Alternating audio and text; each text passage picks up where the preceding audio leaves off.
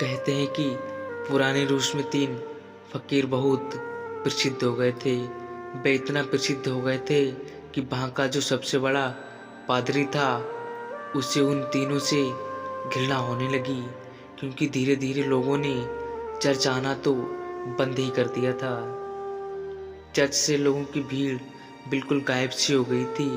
अब सभी लोगों ने उन 3 फ़कीरों के पास ही जाना शुरू कर दिया था। वहाँ का प्रधान पादरी सोचता कि ये तीनों कौन हैं जो मेरे रहते हुए भी साधु बन गए, क्योंकि इस धर्म में एक प्रथा है कि जब तक चर्च किसी इंसान को मान्यता ना दे दे, तब तक वह साधु नहीं बन सकता। पादरी बड़ा परेशान रहने लगा, क्योंकि लोगों में चर्च की लोकप्रियता दिन ब दिन कम होती जा रही थी। परंतु एक दिन तो हद ही हो गई। पादरी पूरे दिन चर्च में बैठा रहा, परंतु एक भी व्यक्ति चर्च नहीं आया। पादरी के सब्र का ठिकाना ना रहा। उसने निश्चय किया कि वह उन तीनों फकीरों को छोड़ेगा नहीं। आज तो मैं उन तीनों को सबक सिखा के रहूँगा। वह अपनी पादरी वेशभूषा में तैयार हुआ। उसने सोने का ताज पहना, हाथ में प्रधान पादरी का प्रतीक वाला सोने का डंडा लिया और चल पड़ा उन तीनों से मिलने। वे तीनों एक बड़ी सी झील के उस पार रहा करते थे। पादरी एक नाव में बैठकर झील के उस पार पहुंचा। थोड़ा आगे चलने पर उसे एक बड़े से पेड़ के नीचे 3 सीधे साधे इंसान बैठे हुए दिखाई दिए। वे तीनों पंथी मारकर चुपचाप उस पेड़ के नीचे बैठे हुए थे। पादरी ने उनके पास जाकर कहा, क्या तुम तीनों ही हो वो प्रसिद्ध साधु जिसके कारण लोगों ने मेरे चर्च आना बंद कर दिया? उन तीनों ने कहा, संत साधु, अरे नहीं नहीं, हम काहे के साधु, हम साधु बनने लायक ही नहीं हैं। ये तो यहाँ के लोग कहते हैं कि हम तीनों साधु हैं। पता नहीं किसने ये झूठी अफवाह फैला दी, जिसे सुनकर लोगों की भीड़ यहाँ आती है।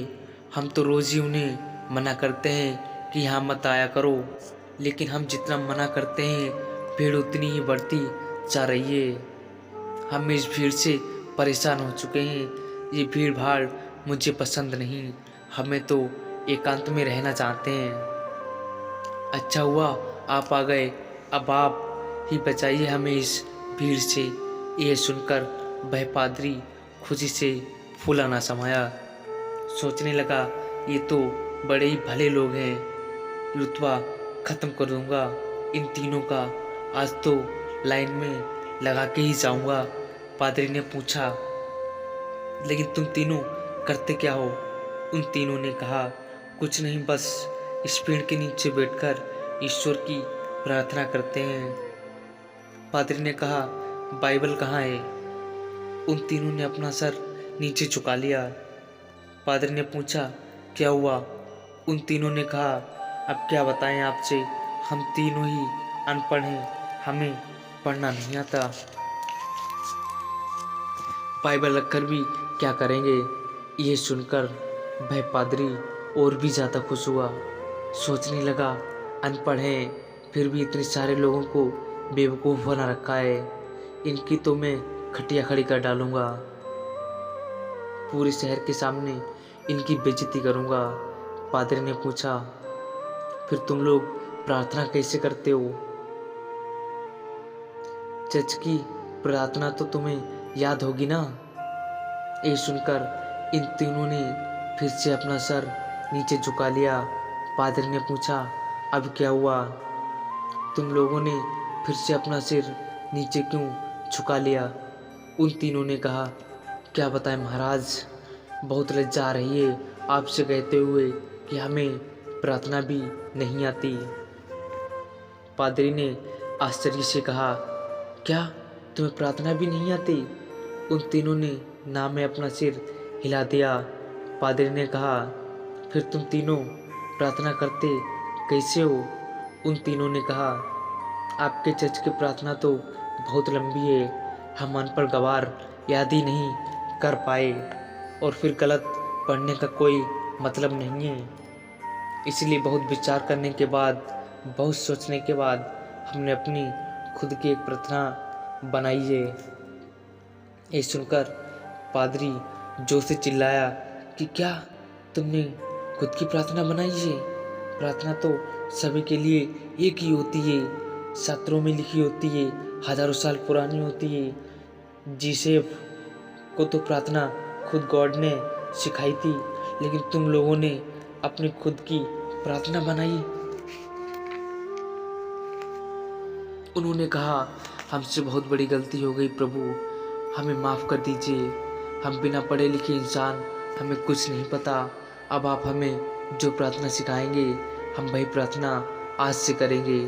हम आपके पैर पड़ते हैं, हमसे बहुत बड़ी गलती हो गई, हमें क्षमा कर दीजिए और आप हमें अपनी वाली प्रार्थना सिखाने की कृपा करें। लेकिन पादरी के मन में भी जिज्ञासा जागी कि देखो तो सही, इन्होंने कौन सी प्रार्थना बनाई है। पादरी ने कहा, पहले तुम लोग अपनी प्रार्थना सुनाओ। उन तीनों ने कहा, नहीं महाराज, हम बिना पढ़े लिखे लोगों की प्रार्थना का कोई मतलब नहीं। आप हमें वो शर्मिंदा ना करें, आप हमें अपनी वाली प्रार्थना सिखाएं। लेकिन पादरी ने नहीं माना। इसलिए पादरी के बार बार कहने पर आखिर में वो पादरी को अपनी प्रार्थना सुनाने के लिए राजी हो गई। उन तीनों ने कहा, हमने बहुत सोचा, बहुत विचार किया, लेकिन हमें कोई प्रार्थना ना सूझी। फिर हमें याद आया कि इस संसार में तो भगवान के रूपों को 3 रूपों में माना गया है, इसलिए हमने इसी पर अपनी प्रार्थना बना दी। अगर आप हमारी प्रार्थना सुनेंगे तो हम पर हंसेंगे। इसके बाद वो तीनों चुप हो गए। पादरी ने कहा, अरे बताओ, नहीं हंसूंगा मैं। उन्होंने कहा, भगवान के 3 रूप हैं, इसलिए हमने प्रार्थना बना दी कि हम भी 3, तुम भी 3, हम पर कृपा करो। ये सुनकर वह पादरी भी हंस पड़ा। बोला, जिंदगी में बहुत प्रार्थनाएं सुनी, पर ऐसी प्रार्थना कभी नहीं सुनी। वह मन ही मन सोचने लगा, बड़े बेवकूफ़ लोग हैं, आज तो इनकी अक्ल ठिकाने लगा कर ही जाऊंगा। इन तीनों को मेरे पास चर्च में आना ही पड़ेगा। उन तीनों ने कहा, आप हमारी छोड़िए, अपनी प्रार्थना सिखाइए महाराज, हम आज से नहीं वही करेंगे। पादरी ने उन्हें चर्च की प्रार्थना सुनाना शुरू की। उन तीनों ने कहा, एक बार और सुनाइए। पादरी ने फिर सुनाई। उन तीनों ने कहा, एक दफ़ा और। पादरी ने तीसरी दफ़ा सुनाई। उन तीनों ने कहा, एक बार और, कहीं भूल ना जाएं। पादरी ने फिर सुनाई। उन तीनों ने कहा, एक आखिरी बार और। पादरी ने कहा, घबराओ मत, कभी कभी चर्च भी आया करो, धीरे धीरे तुम लोगों की भी जिंदगी सुधरने लगेगी, और अगर रोज आओगे तो ये प्रार्थना भी सीख जाओगे। उन्होंने कहा, जी महाराज, जैसे आपकी आज्ञा। पादरी बड़ा खुश हुआ।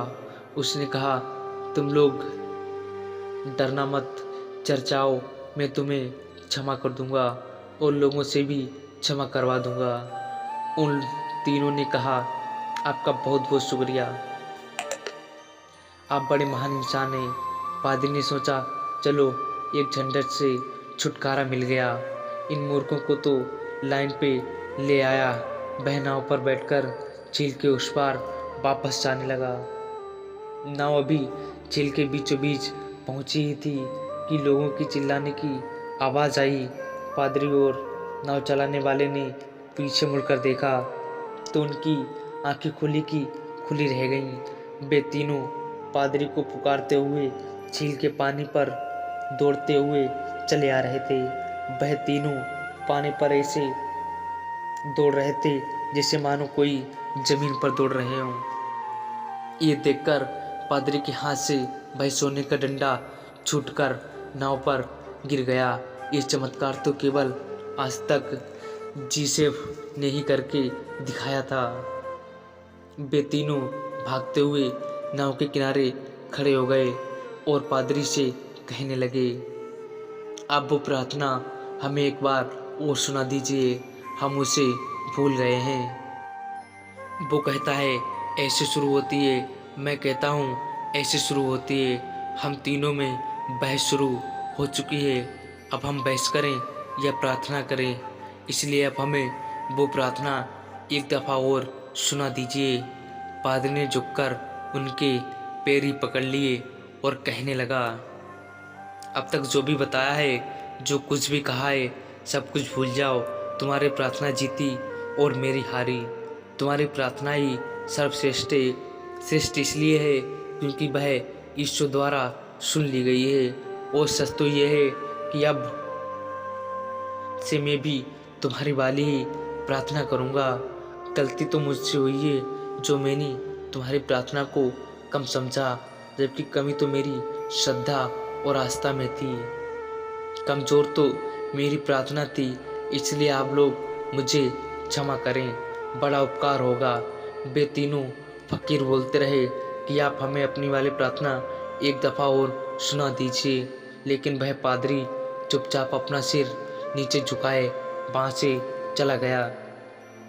दोस्तों, लियोल टॉल्स्टॉय की ये कहानी हमें ये सिखाती है कि ये ज़रूरी नहीं कि हमारे द्वारा की गई प्रार्थना शास्त्रों से ही ली गई हो, वह बहुत ही प्राचीन होनी चाहिए, लाखों करोड़ों लोगों द्वारा मान्यता प्राप्त होनी चाहिए। अगर हमारी प्रार्थना सच्ची है, सच्चे मन से की गई है, तो वह परमात्मा के द्वारा अवश्य सुनी जाएगी, फिर चाहे वह दो शब्दों की साधारण सी प्रार्थना ही क्यों ना हो। उन तीन साधुओं की कहानी हमें ये सिखाती है कि हम चाहे कुछ भी कर लें, लेकिन उसे दिखावे के उद्देश्य से ना करें। हम जब किसी भी काम को करें तो हमारी आत्मा उस काम में उतर जानी चाहिए, उस काम के प्रति हमारा पूरा समर्पण होना चाहिए। अगर हम हर काम को इसी नियमानुसार कर पाए तो हर काम में हमारी सफलता निश्चित है। जैसे कि उन तीन साधुओं के साथ हुआ था, उन्होंने अपनी प्रार्थना को इतने समर्पण भाव के साथ किया था कि प्रार्थना उन्होंने नहीं बल्कि उनकी अंतरात्मा ने की थी। फिर उनकी प्रार्थना इतनी सच्ची हो गई कि ईश्वर भी उनकी प्रार्थना को सुने बिना रह ना सका।